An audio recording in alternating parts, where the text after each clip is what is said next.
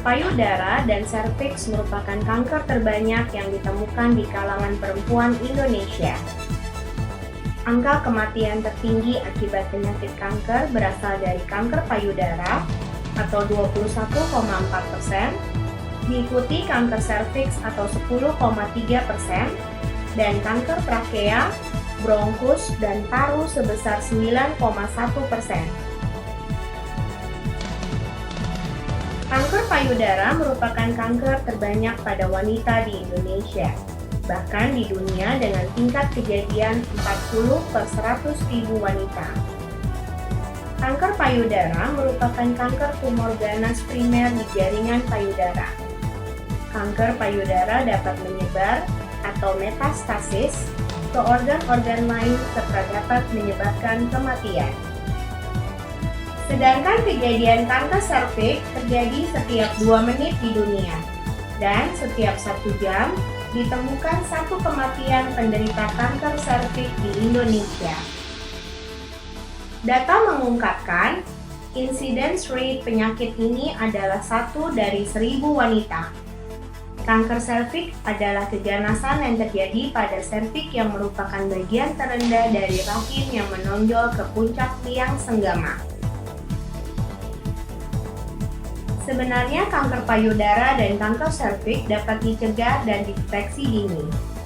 Kanker payudara dapat dideteksi dengan pemeriksaan payudara sendiri atau sadari yang dikerjakan oleh wanita itu sendiri, atau Clinical Breast Examination atau CBE. Sedangkan kanker serviks dapat dideteksi dengan pemeriksaan pap smear ataupun pemeriksaan inspeksi visual asam asetat (IVA), dan dapat dicegah dengan vaksinasi HPV. Kanker payudara adalah tumor ganas di jaringan payudara, di mana kanker payudara ini bisa kita cegah. Dengan cara, pertama, kita melakukan sadari sebulan sekali. Kedua, kita melakukan sadanis. Setelah itu, kita melakukan pemeriksaan USG dan mamografi. Pemeriksaan sadanis bisa dilakukan oleh dokter umum, bidan, dan perawat yang sudah terlatih. Adapun faktor resiko kanker payudara adalah wanita yang mendapat mens atau menarche di bawah 12 tahun, perempuan yang tidak menikah, yang tidak punya anak, yang tidak menyusui, atau juga wanita yang berhenti haid atau menopause di atas 55 tahun. Wanita yang mendapat terapi hormonal yang jangka lama, atau juga wanita yang melahirkan anak pertama di atas 35 tahun, mempunyai riwayat keluarga kanker, juga pernah menderita tumor jinak payudara, perokok aktif atau pasif, makanan yang berlemak,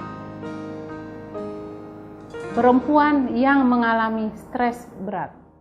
Deteksi dini kanker payudara dapat dilakukan dengan berbagai cara, antara lain sadari, pemeriksaan payudara sendiri, yang dilakukan setiap hari ke-7 sampai dengan ke-10, dihitung mulai dari hari pertama haid,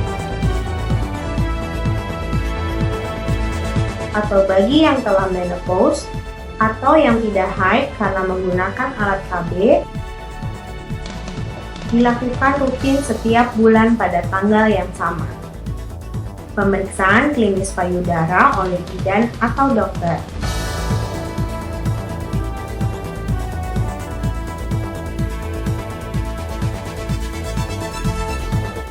Pemeriksaan dengan menggunakan ultrasonografi atau USG. Pemeriksaan dengan menggunakan mamografi.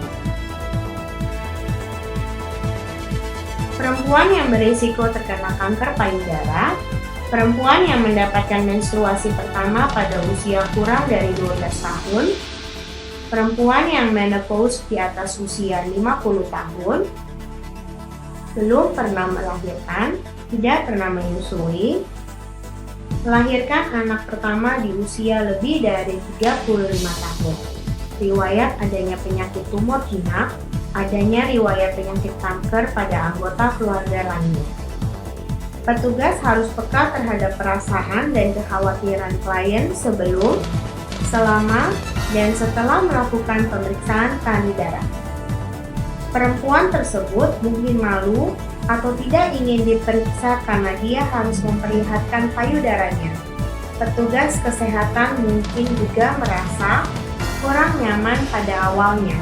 Sikap yang tenang dan perhatian dapat membantu kepercayaan klien.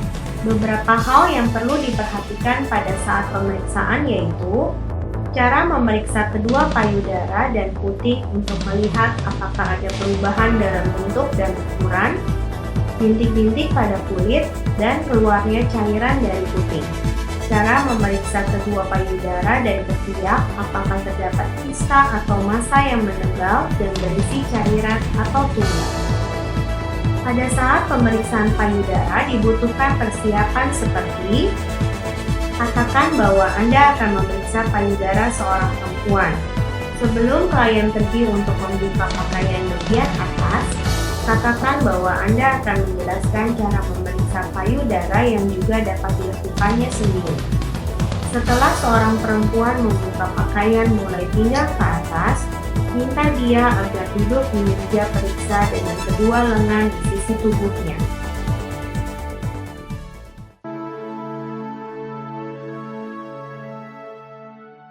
Tahap-tahap sadanis adalah sebagai berikut. 1. Inspeksi. Kita perhatikan bentuk payudara, apakah simetris atau tidak. Kemudian kita perhatikan kulit payudara, apakah ada terlihat seperti kulit jeruk, apakah terlihat ada seperti lesung pipit atau lekukan. Apabila kita yakin tidak ada kelihatan apa-apa, kita lanjutkan untuk melihat puting payudara. Apakah ada kelihatan puting masuk ke dalam yang disebut retraksi, atau juga apakah ada terlihat keluar cairan dari puting payudara. Kegiatan palpasi. Minta klien untuk berbaring di meja periksa. Dengan meletakkan sebuah bantal di bawah punggung pada sisi yang akan diperiksa, akan membuat jaringan ikat payudara menyebar, sehingga dapat membantu pemeriksaan payudara. Letakkan kain bersih di atas perut ibu atau klien.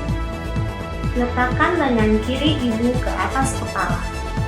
Perhatikan payudaranya untuk melihat apakah tampak sama dengan payudara sebelah kanan dan apakah terdapat lipatan atau lekukan.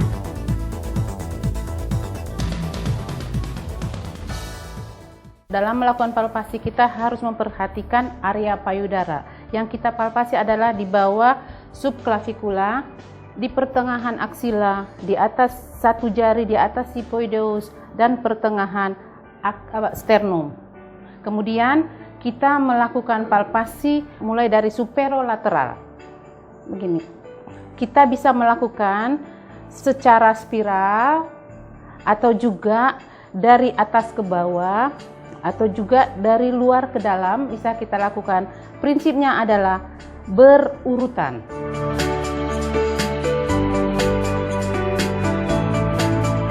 Kita melakukan teknik spiral. Lakukan teknik palpasi dengan 3 jari, yaitu jari manis, jari tengah, dan jari telunjuk, mulai dari superolateral kiri. Lakukanlah palpasi secara berurutan sampai seluruh payudara teraba. Nah, di mana pada saat kita palpasi, kita memperhatikan apakah ada teraba benjolan, di mana benjolannya kita harus evaluasi apakah sifatnya mobile atau tidak mobile, batas tegas atau tidak, atau juga apakah permukaannya licin atau juga berbenjol-benjol. Kita harus evaluasi.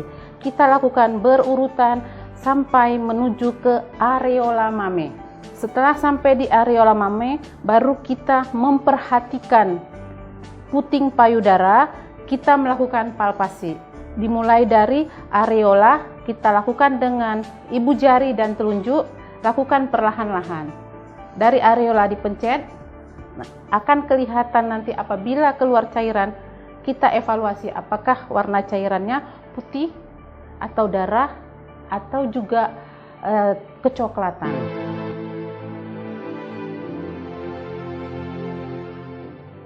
Teknik valvasi yang kedua adalah teknik vertikal.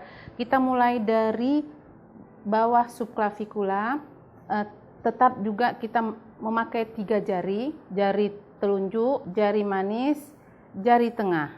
Lakukanlah dari 1 jari di bawah subclavicular. Prinsipnya sama, berurutan. Sambil meraba area payudara, kita menilai apakah benjolannya berbatas tegas atau tidak, sifatnya mobile apa tidak, permukaannya licin atau tidak, apakah nyeri pada perabaan. Setelah kita meraba seluruh jaringan payudara, kita melakukan pemeriksaan puting payudara. Kita mulai dari areola payudara dengan menggunakan ibu jari dan telunjuk. Lakukanlah secara lembut dari areola ke atas. Kita nilai apakah ada keluar cairan berwarna putih, merah atau kecoklatan. Terakhir, kita memeriksa ketiak untuk menilai apakah ada benjolan atau tidak. Caranya adalah tangan kiri kita ke bahu pasien, tangan kanan kita masuk ke ketiak pasien, kita palpasi, kita nilai benjolannya apakah berbatas tegas, keras, atau juga permukaannya licin atau tidak. Bisa dari posisi begini, bisa juga kita menekan payudara dan dari punggung, dilihat apakah kelihatan bayangan tumor. Demikian juga setelah kita selesai pemeriksaan payudara kiri, payudara kanan kita periksa sama dengan prosedur yang sebelah kiri.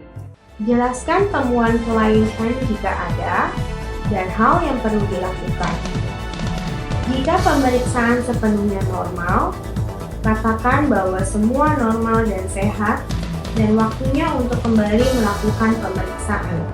Misalnya, tiap tahun atau jika ibu menemukan adanya perubahan pada pemeriksaan payudara sendiri. Untuk memudahkan pemeriksaan, dapat menggunakan cairan pelicin seperti minyak kelapa, baby oil, dan lotion. Tunjukkan kepada ibu cara melakukan pemeriksaan payudara sendiri. Catat temuannya.